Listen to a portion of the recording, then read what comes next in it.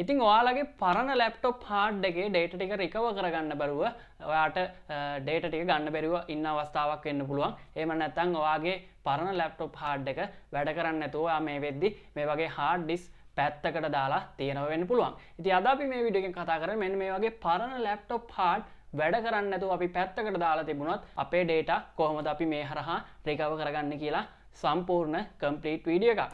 ඉතින් අද අපි කතා කරන්නේ මෙන්න මේ වගේ පරණ ලැප්ටොප් හාඩ් පාවිච්චි කරලා අපේ ඩේටා කොහොමද අපි රිකවර් කරගන්නේ කියලා. ඉතින් මෙතනදී මමත් මේ ගොඩක් ලැප්ටොප් හාඩ් ඩිස්ක් වැඩ කරන්නේ නැතුව පැත්තකට දාලා තිබුණා. ඉතින් මට එක්ස්පීරියන්ස් වෙච්ච දෙයක් මම ඔයාලත් එක්ක ෂෙයා කරගන්නයි මේ වීඩියෝ එක කරන්නේ. ඉතින් ගොඩාක්ම ලැප්ටොප් හාඩ් ඩිස්ක් වලට මේක ඔයාලට ඇප්ලයි කරන්න පුළුවන්. සමහර හාඩ් ඩිස්ක් තියෙනවා ගොඩක් වෙලාට මේක මේ හෙඩ් එක හිර වෙලා තමයි තියෙන්නේ. ඉතින් අපි කතා කරමු මේ හෙඩ් එක හිර වෙලා තියෙන හાર્ඩ් ඩිස්ක් වල කොහොමද අපි මේවයි data අපි නැවතත් ලබා ගන්න කියලා. ඉතින් data recover කරන්න කලින් ඔයා අනිවාර්යයෙන්ම කරන්න ඕන දෙයක් තමයි ඔයාගේ hard drive එක plug කරලා බලන්න ඕන මේ තුලින් ඇහෙන ශබ්දය මොන වගේ දෙයක්ද කියලා. ඉතින් එහෙම කරාම ඔයාලට හොඳ idea එකක් ගන්න පුළුවන් ඔයාගේ hard disk එකේ motor එක වැඩ කරන්නේ නැද්ද? එහෙම නැත්නම් මේ read write head එක ගොඩක් වෙලාවට හිර වෙන අවස්ථාවල් නිසා මේ hard disk වැඩ කරන්නේ නැතුව යනවා. ඉතින් එහෙම වුණාම කොහොමත් අපේ data මේ හරහා read කරන්නේ නැහැ. ඒ නිසා lap hard එක වැඩ කරන්නේ නැහැ. ඒ කියන්නේ අපේ system එකේ මේ hard disk detect කරන්නේ නැහැ. ඉතින් මෙන්න මේක කරගන්න අපි enclosure එකට සම්බන්ධ කරලා මේ hard drive එක plug කරලා බලමු කොහොමද මේ hard එකෙන් එන ශබ්දය කියන එක. එතකොට අපිට යම්කිසි අවබෝධයක් ගන්න පුළුවන් මේකේ head එකේ අවුලක්ද එහෙම නැත්නම් motor එක වැඩ කරන්නේ නැද්ද මේ වගේ යම්කිසි අදහසක් මේ තුنين අපිට ගන්න පුළුවන්. ඒ නිසා අපි මුලින්ම කරන්නේ enclosure එකට මේ වගේ laptop hard disk සම්බන්ධ කරලා බලන එකයි.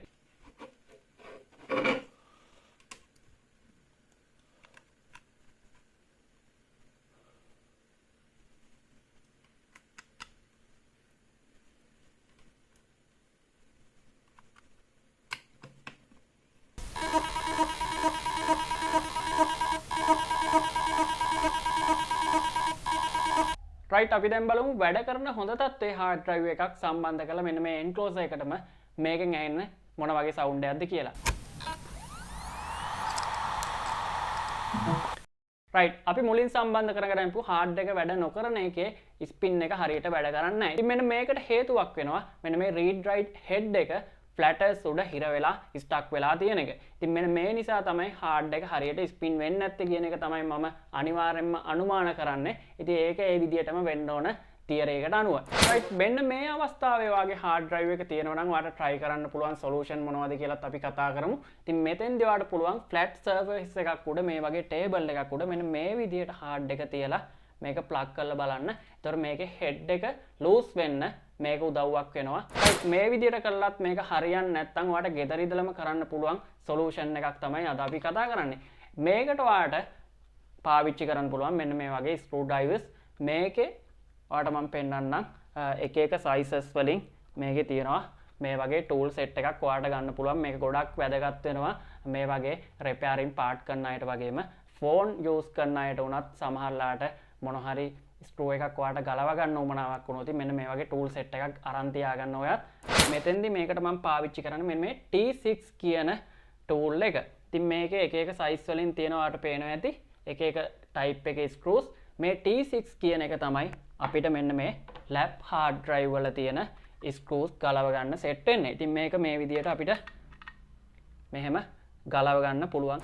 මේ විදිහට මම මේ වීඩියෝ එක අරන් එන්න හිතුවේ මම එක්ස්පීරියන්ස් මේ වැඩේ කරලා බලලා හරි ගියපු නිසා. ඉතින් මේකේ පොඩි අවදානමක් තියෙනවා. ඉතින් වැඩ කරන්න නැතුව පැත්තකට දාලා තියෙනවා නම් ඔයත් මේක try කරලා බලන්න. සමහරවිට හරියන්න පුළුවන්. මම අද මේ කියන method එක. හරි. ඔයාලට පේනවා ඇති lap hard drive එකක් ගත්තට පස්සේ මෙන්න මේ විදිහට තමයි අපිට බලා ගන්න පුළුවන් වෙන්නේ. hard drive එකේ මේ තියෙන head එක තියෙන පැත්ත, මේ තියෙන්නේ circuit board එක තියෙන පැත්ත. ඉතින් මේ තුලින් තමයි SATA power සහ SATA data විදියට connect වෙන්නේ. එතකොට read and write head එක සහ flatters spindle එක motor එක මේ හැම දෙයක්ම මේක ඇතුලේ තමයි තියෙන්නේ.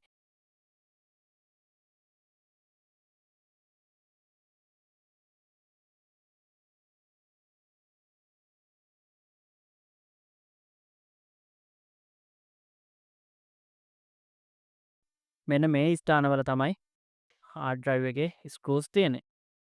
මේ T6 කියන එක ගොඩක් වෙලාවට ඔයාගේ hard drive එක ගලව ගන්න match වෙනවා. ඔයාලට hard drive එක ගලවන්න කලින් ටියුටෝරියල් එකක් වුණත් බලලම මේක ගලවනවා නම් තමයි වඩාත් හොඳ. එක එක බ්‍රෑන්ඩ් වල හાર્ඩ් ඩිස්ක් වල ස්ක්‍රූස් තියෙන තැන් වෙනස් වෙනවා. එතකොට මම මෙන්න මේ T6 කියන ස්ක්‍රූ එක පාවිච්චි කරලා හાર્ඩ් ඩ්‍රයිව් එකේ තියෙන ස්ක්‍රූස් මේ විදිහට ගලව ගන්නවා.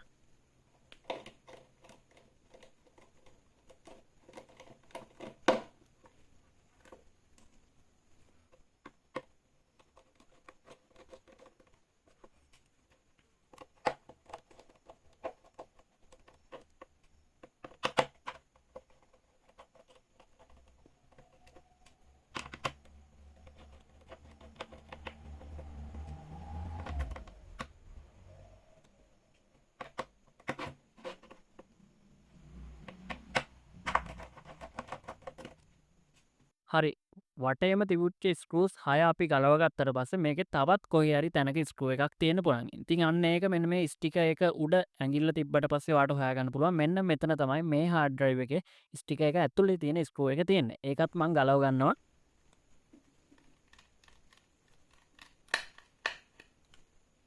රයිට් දැන් hard එකේ head එක පැත්තේ තියෙන cover එකේ ස්ක්‍රූස් ටික සේරම අපි ගලවගෙන තියෙන්නේ. මේ hard drive එකේ ස්ක්‍රූස් 7ක් තියෙනවා හෙඩ් එක පැත්තේ. හරි අපි දැන් බලමු කොහොමද මේක ගලව ගන්න කියලා. ගලව ගද්දි මෙන්න මේ අතට ගලව ගන්නව නම් හොඳයි කියලා මම ඔයාලට යෝජනා කරනවා. ඒකට හේතුව තමයි ෆ්ලැටර් එකේ ඩස්ට් එක තිබුණොත් ගෑවෙන්න පුළුවන්. ඉතින් අපේ තියරි එකට අනුව ෆ්ලැටර් එක උඩ හෙඩ් එක තියෙන්න ඕන. ඉතින් මෙන්න ඒක ඒ විදිහටම තමයි තියෙන්නේ. මෙන්න මේ ඉෂුව එකත් ඔයාගේ ලැප් හાર્ඩ් එකේ තියෙනවා නම් ඔයාට මේක ගොඩක් වෙලාට ගොඩ දාගන්න පුළුවන් වෙයි. මෙන්න මේ විදිහට තමයි ලැප් හાર્ඩ් එක අභ්‍යන්තරව අපිට බලා ගන්න පුළුවන් වෙන රීඩ් රයිට් හෙඩ් එක තියෙනවා. අපි මේක මැනුවලි පොසිෂන් කරන්න තමයි හදන්නේ පාක් පොසිෂන් එකට. ඉතින් නැවතත් මම මේකට පාවිච්චි කරන්න මෙන්න මේ T6 කියන ටූල් එකම තමයි අපි ස්ක්‍රූස් ගලවගත්ත. මේකේ සෙන්ට්‍රල් පොයින්ට් එකේ ස්පින්ඩල් එකේ හරියටම මැද මෙන්න මෙතන ඔයාලට පේන ඇති තවත් ස්ක්‍රූ එකක් තියෙනවා කියලා. මෙන්න මේ ස්ක්‍රූ එක පාවිච්චි කරලා තමයි අපි මේක ටර්න් කරන්නේ. ඉතින් අපි දැන් බලමු කොහොමද ඒක කරගන්නේ කියලා. මේක කරන අතරේ අපි හෙඩ් එක පොසිෂන් කරගන්න ඕන පාක් පොසිෂන් එකට. ඉතින් මෙන්න මේ විදියට පාක් පොසිෂන් එකට අරගන්න එක තමයි කරන්නේ. මේක කරද්දි පරිස්සම් වෙන්න ඔයාලා. හෙඩ් එකේ නම් වද්ද ගන්න එපා. ඒ වගේම ෆ්ලැටර්ස් උඩ වද්ද ගන්න එපා ඔයාගේ ස්ක්‍රූ ඩ්‍රයිවර් එක.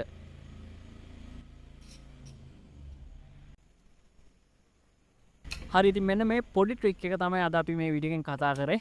දැන් ඔයාලට පේනවා ඇති ස්පින්ඩල් එක හොඳට ස්පින් වෙනවා කියලා. දැන් ඔයාලට පේනවා ඇති ෆ්ලැටර්ස් කරකැවෙනවා කියලා. ඉතින් මෙන්න මේ පාක් පොසිෂන් එකේ තමයි දැන් රීඩ් රයිට් හෙඩ් එක තියෙන්නේ. මේක තමයි අද අපි කතා කරපු ට්‍රික් එක. හරි අපි දැන්ටමත් වැඩේ කරගෙන ඉවරයි. අපි නැවතත් හෙඩ් එක පැත්තේ තිබුණ කවර් එක මේ විදියට සම්බන්ධ කරගෙන ස්ක්‍රූස් ටික දාගන්නවා.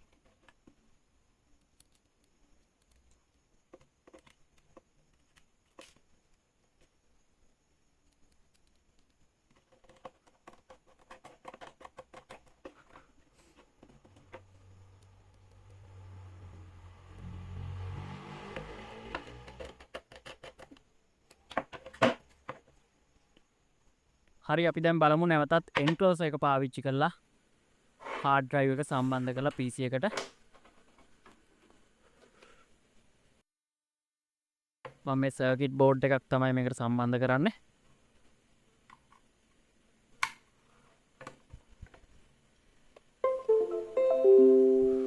හරි ඔන්න නැවතත් අපේ hard drive එක system එකෙන් detect කරගත්තා. මම disk management වලට ගිහිල්ලා පෙන්නන්න.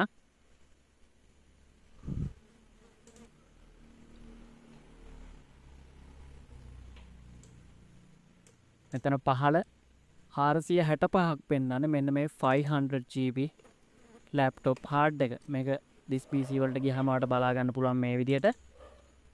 ඒ වගේම මේකේ තියෙන files අපිට access කරන්නත් පුළුවන්. මේ තියෙන්නේ ඒකේ කලින් තිබුණ files. ඉතින් මේ ටික backup කරගන්න පුළුවන්. ඉතින් මම හිතනවා මේ විදිහට lap hard drives පැත්තකට දාලා තියෙනවා නම් මේ වගේ lap hard drives ඔයත් පැත්තකට දාලා තියෙනවා නම් මේව වැඩ කරන්නේ නැහැ කියලා මෙන්න මේ විදිහට check කරලා බලන්න මේකේ spindle එකේ අවුලක් තියෙනවා නම් සමහරලාට head එක stuck වෙලා තියෙන්න පුළුවන් platters උඩ.